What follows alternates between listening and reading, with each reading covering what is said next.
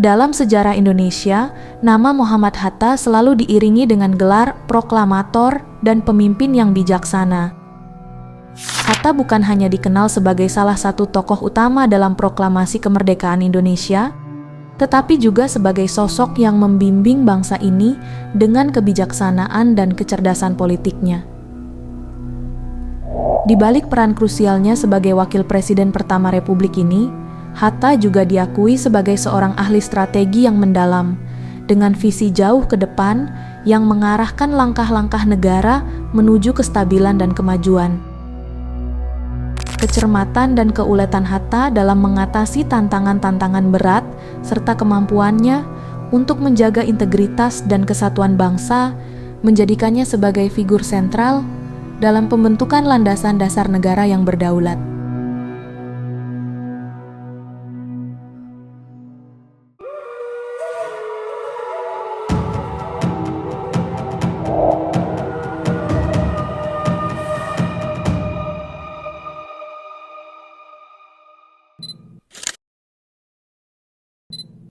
Muhammad Hatta, seorang tokoh yang tak bisa dipisahkan dari sejarah kemerdekaan Indonesia, lahir pada 12 Agustus 1902 di Bukit Tinggi, Sumatera Barat. Meskipun lahir dalam keadaan yang jauh dari kata berkecukupan, Hatta menunjukkan potensi luar biasa sejak dini. Lahir dalam keluarga sederhana, ia adalah putra dari Muhammad Jamil, seorang pedagang yang penuh dedikasi, dan Siti Saleha, ibunya yang gigih. Ketiadaan ayah dan tantangan ekonomi yang dihadapi ibunya membentuk karakter Hatta menjadi pribadi yang mandiri dan penuh semangat. Pada tahun 1921, Hatta meninggalkan tanah air untuk melanjutkan pendidikan di Nederland Handels Hogeschool, Rotterdam, Belanda. Mengapa Hatta memutuskan untuk melanjutkan studi di luar negeri? Pilihan ini bukan hanya untuk mengejar ilmu pengetahuan, tetapi juga sebagai langkah strategis untuk memperluas wawasan dan mendapatkan perspektif baru tentang dunia. Pendidikan di Belanda membuka cakrawala Hatta terhadap berbagai ide dan gerakan yang membentuk pandangannya tentang perjuangan kemerdekaan. Di Belanda, Hatta bergabung dengan Indische Vereniging, sebuah organisasi yang kemudian menjadi titik tolak perjuangannya. Pada Februari 1922, Indische Vereniging mengadakan rapat untuk memilih pengurus baru dan mengganti nama organisasi menjadi Indonesische Vereniging. Apa dampak dari keikutsertaan Hatta dalam Indische Vereniging? Aktivitasnya membantunya memahami pentingnya identitas nasional dan menggelorakan semangat perjuangan kemerdekaan di kalangan mahasiswa Indonesia di Belanda. Pada 1926, Hatta terpilih menjadi ketua organisasi yang telah berganti nama menjadi Perhimpunan Indonesia, PI. Di bawah kepemimpinan Hatta, PI semakin memperkuat sikapnya terhadap pemerintah kolonial Belanda, menghadapi berbagai ancaman dan tekanan. Tahun 1923 menandai pertemuan pertama Hatta dengan Soekarno.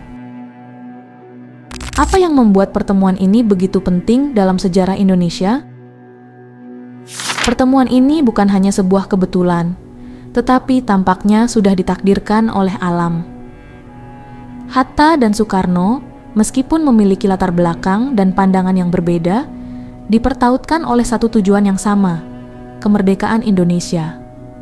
Sejak pertemuan pertama mereka, keduanya seolah-olah saling melengkapi dan berjuang bersama untuk mencapai kemerdekaan.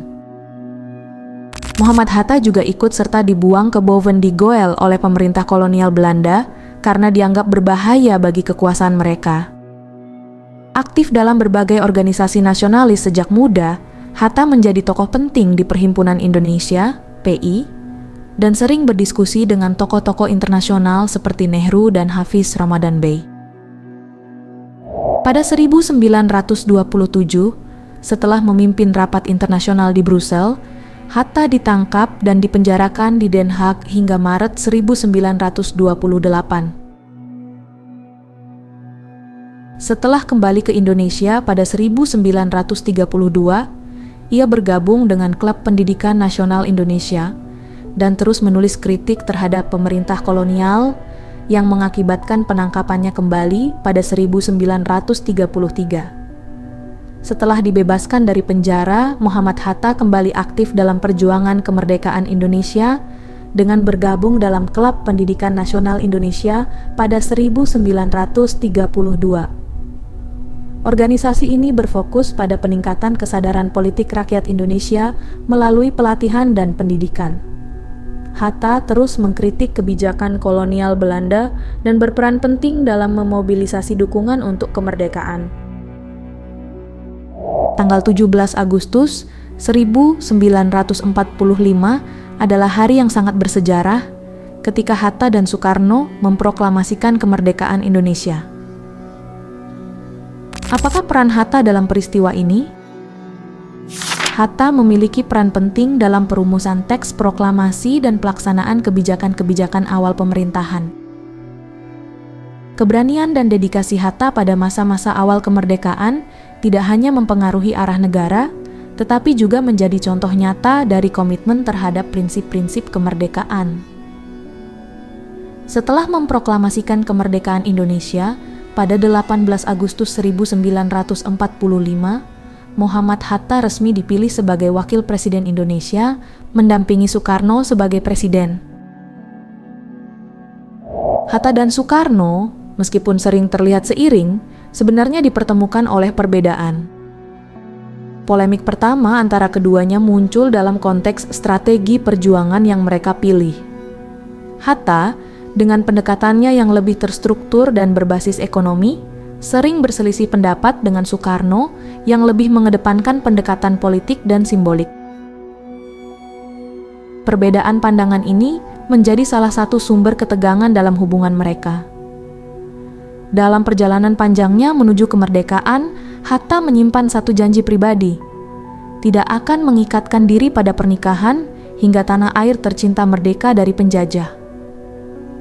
Bertahun-tahun berjuang untuk kemerdekaan, Hatta akhirnya menikah dengan Siti Rakmiati atau Yuke pada 18 November 1945.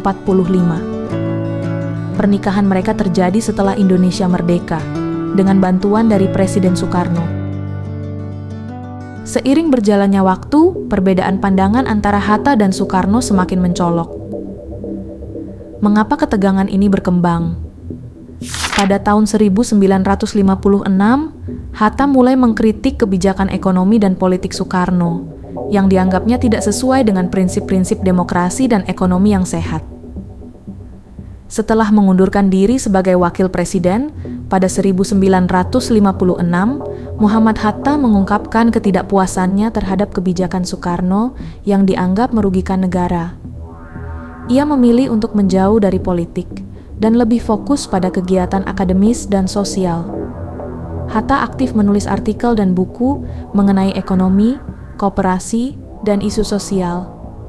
Kontribusinya dalam perjuangan kemerdekaan dan pengembangan ekonomi serta sosial Indonesia tetap dikenang sebagai bagian penting dari sejarah bangsa. Prinsip-prinsip koperasi yang diperkenalkan Hatta menjadi landasan penting dalam kebijakan negara.